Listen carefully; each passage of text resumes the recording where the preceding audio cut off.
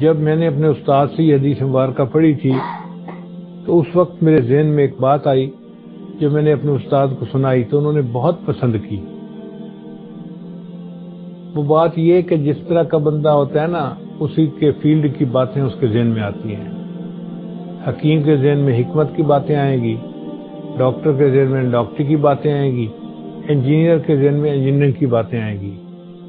ہمارا شعبہ چونکہ یہ پیری مریدی والا ہے اور ہم سے اکثر لوگ اپنی باتوں کے سوال پوچھنے آتے ہیں، یہ پریشانی ہے کیا کریں، یہ پریشانی ہے کیا کریں، یہ مصیبت ہے کیا کریں، فلاں مصیبت ہے کیا کریں۔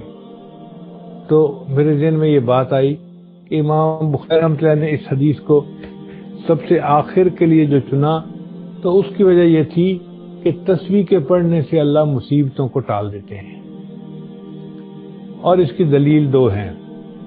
پہلی دلیل یہ ہے کہ اللہ تعالیٰ قرآن مجید میں یونس علیہ السلام کے بارے میں فرماتے ہیں فلولا انہ کان من المسبحین، اگر میرے یونس علیہ السلام اللہ کی تسبیح بیان کرنے والے نہ ہوتے للبث فی بطنہ الی یوم یبعثون، تو اللہ ان کو قیامت تک مچھلی کے پیٹ کے اندر ہی رکھتے۔ کیونکہ انہوں نے تسبیح پڑھی اللہ نے مچھلی کے پیٹ سے نکال دیا۔ تو بھائی انسان بھی تو مصیبتوں کی مچھلی کے پیٹ میں پھنسا ہوتا ہے، کوئی بندہ قرضے کی مچھلی کے پیٹ میں پھنسا ہوتا ہے، کوئی بندہ کسی اور مچھلی کے پیٹ میں پھنسا ہوتا ہے۔ تو جب وہ تسبیح پڑھے گا تو اللہ اس مصیبت کی مچھلی کے پیٹ سے اس کو نکال دیں گے اور مصیبت کو دور فرما دیں گے۔ اور دوسرا یہ کہ ان سعید رحمۃ اللہ فرماتے ہیں کہ بلغنی مجھے یہ بات پہنچی ہے ان عمر جلد رجلا یوم، ایک دن عمر لانوں نے ایک مجرم کو کوڑے لگوائے، اور کعب رضی اللہ تعالیٰ عنہ اس کے پاس موجود تھے۔ یہ بڑے عالم صحابی تھے، قاضی تھے، وہ بھی موجود تھے عمر لانوں کے پاس۔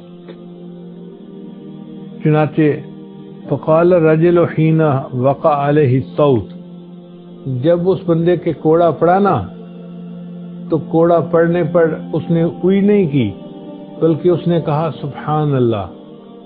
یعنی اس زمانے کے مجرم لوگ بھی ایسے تھے کہ ان کی زبانوں سے اوٹ پٹانگ لفظ نہیں نکلتے تھے۔ اس کو کوڑا پڑا اور کوڑا کھا کے اس نے کہا سبحان اللہ۔ جب اس نے سبحان اللہ کہا تو عمر لام نے جلاد کو کہا دعہو، اس کو چھوڑ دو۔ فضاحک کعب لانو مسکرا پڑے۔ فقال عمر لانو نے پوچھا وما یضحکک، حضرت آپ کیوں مسکرا رہے ہیں؟ انہوں نے فرمایا میں اس لیے مسکرا رہا ہوں کہ انا والذی نفسی بیدہ، قسم ہے اس ذات کی جس کے قبضے میں میری جان ہے، ان سبحان اللہ تخفف من العذاب، کہ سبحان اللہ نے اس کے عذاب میں کمی کر دی۔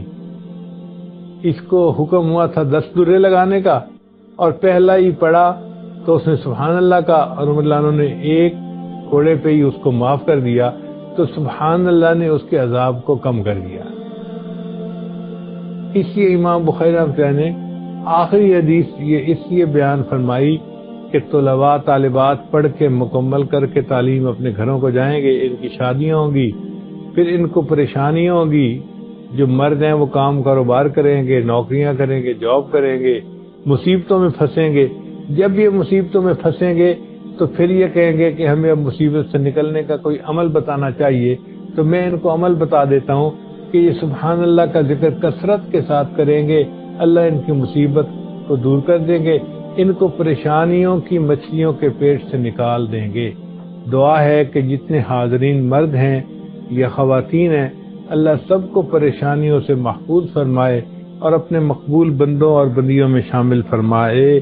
وآخر دعوانا ان الحمد للہ رب العالمین۔